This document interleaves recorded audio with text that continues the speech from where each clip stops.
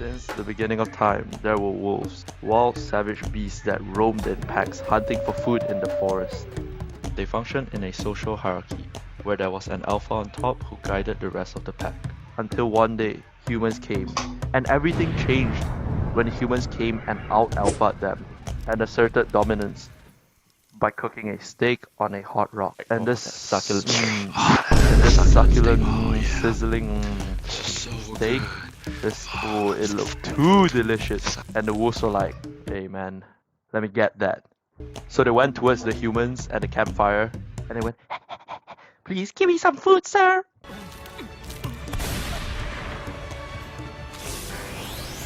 Ever since then, nothing was the same. And fast forward to the present, we now have dogs. Dogs. Like, look, alright, dogs, they're cute and all. They're all like, oh my god, I'm man's best friend. Bro, they're dumb as fuck. To some, dogs are pets. To others, dogs are friends. To me personally, when I see one, they just look hella tasty. Like this one, look at this little boy, bro. Bro, do you see? Oh, you think he's cute? He can't even breathe. And this one, look at him, bro. Look at him. Look at his eyes. He's evil. Look at the way he looks at you, bro. Look at him. Dude, look at his eyes. Look at the way he looks at you, dude. Have you seen his mouth, bro? This guy's Satan inside of him. That's evil. And it's always the little ones that makes the most noise. You know what sounds they make? Little spawns of hell. If you were 3 pounds bigger, this little gremlin would eat you up. This little gremlin would devour you. But to be fair, if it was 3 pounds bigger, I would eat him up first. But you know what dogs aren't? They're not alphas. Right? They're not alphas. They're weak. They're betas. They're always on the ground. Always rolling around. Always on the floor. Looking up at you and going, Master! Oh my god! Master is home! Stop it! That's simp behavior. Send them to the boot camp. Take off all your fucking clothes and I'm gonna drag you up and down the street! And we humans, we're going down that same route too. Like, have you heard all of that? All of the little boys nowadays? All of those Valorant players that say, I got a dog in me! I got a dog in me! We got a dog in us! They say they got a dog in them. Bro, what do you mean you got a dog in you? Like, I know physically I do have a dog in me right now in my stomach. But why the fuck would you even say that? Like, bro, because what I believe in is that I got a wolf in me. Like, and not just one wolf. I have 2 wolves inside of me. Because that's it. There are 2 wolves inside of me. There are 2 wolves inside each of us. There are 2 fucking wolves. 2 huge, dominant.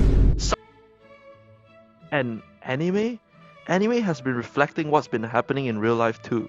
Have you seen all of the main characters? They're all little wusses, all so afraid, all going, oh no, mommy broke up with me, I have to rent Chizuru now. Ruka likes me? No, that can't be. Stop it. And so, given this downfall of humanity and alphas as a whole, what we needed was this return of the alpha figure. And recently we've seen a resurgence of alphas and pack leaders, thanks to incredible role models like Andrew Tati and other alpha men who wake up at 4 AM just to prove that they're better than you. There's no such thing as making money. Nobody makes money. They take money. Because whenever you get it, it has to come out of somebody else's pocket. Every morning, the barista takes 5 of my dollars for my coffee. And every morning, I take 7 of her dollars out of the tip jar while she makes it. We're both entrepreneurs, but in this case, I'm the better one. The wolves have returned. If there are 7 billion people on Earth, then my belief is that there are 14 wolves on Earth. Because that's it! There are 2 wolves inside each of us. There are 2 But there was one influential alpha male who was overlooked, and this guy was a shining example that stood out from the rest, mainly because he is a 2D anime character. The original Sigma Delta testosterone oozing male that everyone had missed. He was the first alpha male to come off the anime world. And he was not just an alpha, he was a Sigma. No, like alphas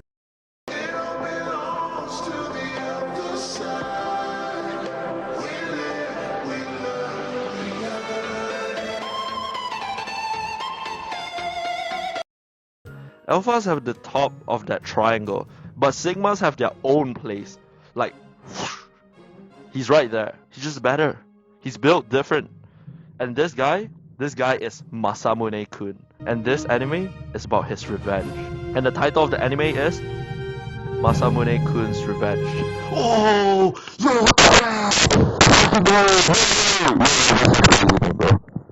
The second season of Masamune-kun's Revenge just ended, and I thought this day would never come. The first episode of season 1 aired in 2018, which is, wait, what? 2018 is 5 years ago now? And for these past 5 years, I waited with my blood, sweat, and tears for the second season of this anime to come out. Nah, I'm actually joking. I completely forgot about this shit. A lot of new anime watchers nowadays don't understand the privilege that they have. Because back in my days, we never got season 2s. Or at least not so easily. Like, we had to wait and pray to like the Lord and heavens that this anime that we really like would get a season 2 within the next 10 years. Sometimes we don't even know it will ever get one. And we just had to deal with it. RIP No Game No Life. And yeah, there were many animes that looked like they were never gonna get a season 2 because it just took so long for them to announce it. And Masamune-kun's Revenge was one of them. Anyway, when I first watched Masamune-kun's Revenge, I was still a low-level weeb. And at that point, I had only watched a minuscule 100 animes or something like that. And I only watched anime for 2 hours a day. Absolutely amateur numbers. And because of that, Masamune-kun's Revenge felt very fresh and new to me. And it introduced me to this new genre of romance infused with a lot of drama. Also known as hot garbage.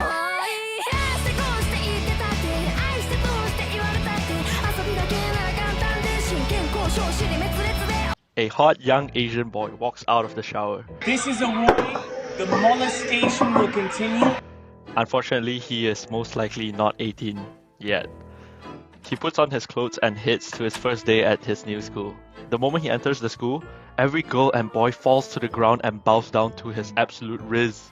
This sexy, attractive, almost legal boy is Masamune-kun. Nice. He chose to start school here because there was a girl he wanted revenge on, and this girl was in this school. Masamune wanted revenge on the girl called Adagaki Aki because she made fun of him in the past by calling him pig's foot. Low-key, that's still delicious. Just like him. 10 years ago, Masamune and Aki actually used to be friends. They used to play together, but wait. That's Masamune? Holy shit, he was chunky! My boy was built like Choji, like a bowling ball but soft. One day, Masamune was getting bullied by a bunch of punchable minors, and when he asked Aki for help, she made fun of him, saying she didn't like him anymore because he looked too much like Baymax from Big Hero 6. This broke Masamune's already clogged heart. And ever since that moment, Masamune swore revenge on Aki. So he started working out and watching David Goggins every day. And finally, to his body's relief, he finally decided to go on that diet that he really needed. Because his doctor told him, bro, if you stay this fat, you're gonna have a heart attack next year. So at the age of 6, and with a current life expectancy of 7, Masamune worked his ass off and became a Chad. Now that he was hot, Masamune wanted revenge. This revenge plot was something that was really special about this anime, and really set it apart from all of the other animes that I've watched at that point. Because in usual romance animes, the goal is to get with the girl, or girls, or guys, and then bang. But the only thing Masamune wanted to bang was Aki's heart. Do you know all those anime where the main guy has to simp to win the girl? Masamune was built different. He ain't no simp. He was a based gigachad and did not ever plan to get with Aki whatsoever. He just wanted to get her to take that L. So how was Masamune going to get his revenge, you ask? Well, we have a helpful group of anime protagonists here that can help us answer that. So what is revenge to you, Thorfinn? Kill them. Murder that bitch. Did she kill Masamune's father? Okay, let's move on. Clearly someone needs therapy. How about you? How should Masamune get revenge, Aaron? kill everyone on the planet. He needs to take back his freedom. Bro, Aaron, what the fuck? This not what we talked about, bro. Calm down. Well, I guess that wasn't that helpful. Well, that's all for today, and we didn't get the answers that we're looking for, but it's alright, because, well, I have a really good plan. He can just drug her. Shut the fuck up! Bro, shut the fuck up! Anyway, Masamune's plan was simple. He was going to find Aki and raise her up with his light-skinned stare. And once she becomes his simp, he's gonna brutally reject her and hit her with the "if you didn't like me at my worst, you don't deserve me at my best. Catch me outside, how about that?" With his rock-solid plans in his pants, Masamune walks into the school courtyard, and suddenly a group of people appear, gathering around one blonde e-boy. He was doing a public confession to some girl standing at the top of the school building. What the fuck is Blood doing up there? And bro, just get the fuck down. Like, can you even hear what he's saying up there? I I love you. What did you say? The e-boy tries to confess to her, but the girl snaps her fingers and orders her assistant to unveil this whole ass banner. Immediately, this girl proclaims that she will begin to end this man's whole career, and then she straight up blackmails and doxes this poor K-pop wannabe while the fucking 2-story banner rolls down the side of the school building and calls him a simp. Shit, this wasn't a public confession after all, it was a goddamn public execution. And Masamune was extremely bamboozled, like, is this what school is like? Maybe it's not too late to change school. But okay, who the fuck is this girl and how is this even allowed in school, bro? Where are the goddamn teachers? And like, how did she get up there like 5 minutes before class starts? Luckily for off-brand Jimin here, the classes finally start so his sufferings can end. And Masamune walks up the staircase to his classroom, but in front of him walks by the Twitch queen herself from before. And after a little sniff, Masamune realized this girl was Aragaki Aki herself, the girl he wanted revenge on. Now what the fuck is gonna happen? This encounter was too sudden. Well,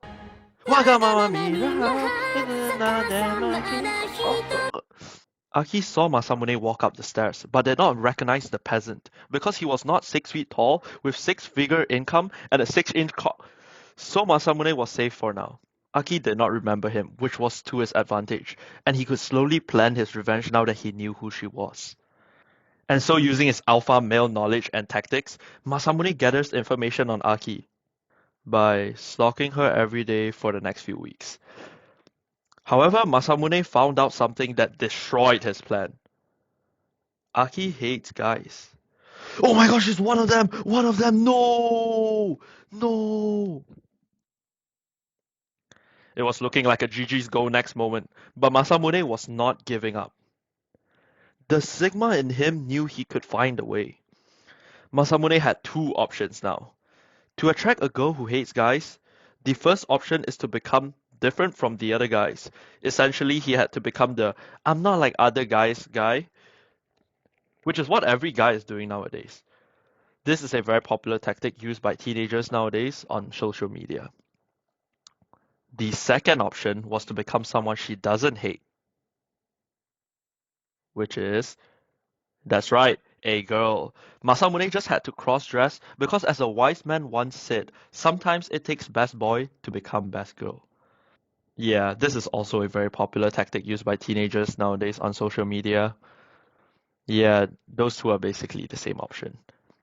But Masamune felt like he had not reached his K-pop phase yet, so he cancelled his flight to Thailand and decided to use his alpha male knowledge to gain information on how to pick her up.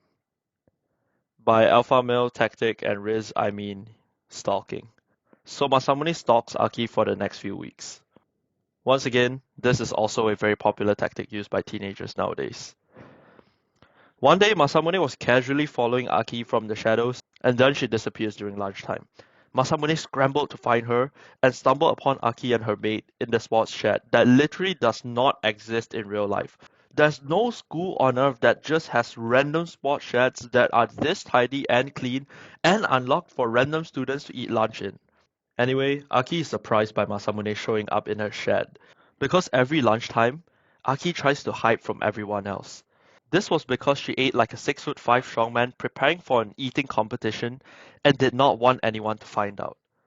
If I were her, I also wouldn't want anyone to find out I was literally eating a developing country's yearly food supply. Every lunchtime. Like, this girl is literally Matt Stoney, but better. Because she vacuums all that shit up in a 30-minute lunch break and then struts back to class like she didn't just contribute to 20% of world hunger.